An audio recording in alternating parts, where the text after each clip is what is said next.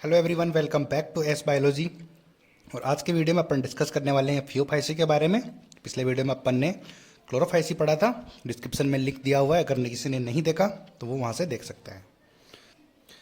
तो सबसे पहले बात करते हैं फियो। फियो का मतलब होता है कि ब्राउन। ब्राउन मीन्स होता है भूरा। हिंदी मीडियम वालों भूरा कलर होता है ना, कलर की बात कर रहे हैं, ब्राउन कलर का होता है फियो मीन्स। और फाइसी मीन्स होता है एल्गी, यानी कि एल्गी की बात कर रहे हैं तो ब्राउन एल्गी। उसके अंदर अपन ने बात करी थी क्लोरोफिल ए प्रेजेंट होता है प्लस क्लोरोफिल सी प्रेजेंट होता है। इसके अंदर जो पिगमेंट होते हैं वो ये प्रेजेंट होते हैं। इनको अगर सीरियल वाइज याद रखोगे, क्लोरोफाइसी, फियोफाइसी और रोडोफाइसी, मैं लास्ट में एक अलग से वीडियो और बना दूंगा तो उससे आपको और समझ में आ जाएगा अच्छे तरीके से।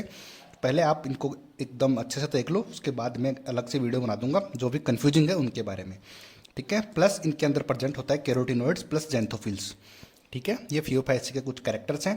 तो फर्स्ट कैरेक्टर अपन और लेते हैं, इसके अंदर है नेचर। इनका नेचर कैसा होता है? तो नेचर होता है सिंपल, होता है सिंपल ब्रांच्ड। सिंपल हो सकता है, ब्रांच्ड भी हो सकता है। फिलामेंटस, फिलामेंटस तो होता ही, आपको पता ही है कि अपन ने स्टार्टिंग में पढ़ा भी था। या फिर सघन साकेत, यानी कि मोर ब्रांच्ड हो सकता है, यानी कि बहुत ज़्यादा इसमें ब्रांच हो सकती है।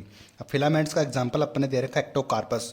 मैंने हर चीज़ वहीं पे लिख दी है ताकि अगर दोबारा भी पढ़ें तो याद अच्छे से रहे चीज़ें। ठीक है। तो ज़्यादा ब्रांच किस में होती है? वो होती है कैल्प।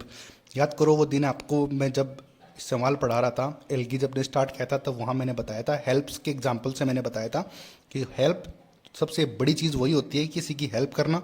तो वही यहाँ पे एग्जाम्पल आ गया कि कैल्प होते हैं जिसकी 100 मीटर तक इसकी हाइट हो सकती है। ठीक है। नेक्स्ट पॉइंट है फूड स्टोर। इसके अंदर फूड स्टोर रहता है कि कॉम्प्लिकेटेड कार्बोहाइड्रेट, यानी कि इसके कॉम्प्लिकेटेड कार्बोहाइड्रेट के रूप में इनका फूड जो है स्टोर रहता है। और वो होता है कि लेमिनेरिया और मैनिटोल। लेमिनेरिया और मैनिटोल के नाम से इनके अंदर फूड स्टोर रहता है। तो अपन को हर चीज़ ध्यान रखनी है। अगली बात समझ में, तो अगली बात करते हैं सेल वॉल। तो सेल वॉल होती है मेड अप ऑफ सेलुलोज, यानी कि सेलुलोज की बनी हुई होती है, बट उसकी दो लेयर होती हैं। जो अंदर वाली लेयर होती है उसको, वो तो बनी होती है सेलुलोज की, और जो बाहर वाली होती है वो होती है गैलेक्टन्स कवरिंग बाय एल्जीन। गैलेक्टिन्स की बनी होती है बट उसके ऊपर कवरिंग होती है एल्जीन की। आ गई बात समझ में? इसीलिए प्रेजेंट होती है ये लेयर, क्योंकि ये जो है सेलुलोज को प्रोटेक्ट कर पाए। क्योंकि जो ब्राउन एल्गी होती हैं जो मेनली होते हैं वो सोल्टी वाटर में प्रेजेंट होते हैं। अगला करेक्टर आता है कि रिप्रोडक्शन। ये मेन इंपॉर्टेंट पार्ट यही होता है, क्योंकि यहाँ से ज़्यादा क्वेश्चन पूछते हैं। इंपॉर्टेंट तो सभी हैं बट नीट वालों के फेवरेट जो होते हैं वो रिप्रोडक्शन ही रहते हैं, इसमें बड़े कंफ्यूज होते हैं इसीलिए। ठीक है। तो रिप्रोडक्शन वही तो वेजिटेटिव हो सकता है, एसेक्सुअल हो सकता है और सेक्सुअल हो सकता है। अब वेजिटेटिव होगा बाय द फ्रेगमेंटेशन। तो वेजिटेटिव जो रिप्रोडक्शन है वो फ्रेगमेंटेशन के द्वारा होगा। और अब एसेक्सुअल की बात करते हैं, तो एसेक्सुअल रिप्रोडक्शन है तो बाय द जूस पोर्स। वही था पिछले वाले में भी, सेम यही थे। इसमें जूस पोर से होता है कि स्पोर होता है वो पियर शेप होता है विथ टू फ्लेजिला। इसमें टू फ्लेजिला प्रेजेंट होती है जो कि पियर शेप की होते हैं। यानी कि जो जूस पोर होता है वो पियर शेप का होता है। नाशपाती देखिए आपने, स्ट्रक्चर दिख रही होगी आपको, फोटो दिख रही होगी ऊपर, तो उस इसके शेप की होती है और जिसके ऊपर दो फ्लेजिला प्रेजेंट होती है। ठीक है। ठीक है, दो फ्लेजिला प्रेजेंट होती है तो नॉन सिमिलर हो सकती है। जो फ्लेजिला होती है वो नॉन सिमिलर होती है और attached with the lateral side, lateral side से जुड़ी हुई रहती है। ये भी स्टेटमेंट में क्वेश्चन पूछते हैं, तो हर पॉइंट जो भी मैंने लिखे हुए हैं सारे इंपॉर्टेंट है, तो सबको ध्यान रखना। ठीक है। सेक्सुअल रिप्रोडक्शन आता है आइसोगेमस, एन आइसोगेमस, उगेमस। रट लो इनको, यही होने वाला है सब जिसमें भी आएगा, सारे सारे यही होने वाले हैं। ठीक है। इसमें गैमेट्स होते हैं, फ्यूज होते हैं वाटर में और उगोनियम में। ठीक है। गैमेट्स बनते हैं इसके अंदर और गैमेट्स होते हैं फ्यूज होते हैं वाटर में, उगोनियम के अंदर होते हैं और वाटर के अंदर होते हैं। ठीक है। और गैमेट्स होते हैं पायरिफॉर्म, यानी कि पियर शेप के होते हैं, जैसा कि मैंने पहले बताया आपको। आगे बात समझ में? ठीक है। और अब अगली बात करते हैं एग्जाम्पल्स की। अगली बात आती है एग्जाम्पल्स की। तो एग्जाम्पल्स अपन हमेशा ट्रिक से याद करते हैं। तो ट्रिक अपनी होती है कि फालतू सैड, फालतू में उदास बैठा हुआ है। इतनी सारी चीज़ें हो गई है लेकिन फिर भी जो है फालतू में उदास बैठा हुआ है, तो इसकी ट्रिक हो गई फालतू में सैड बैठा हुआ है।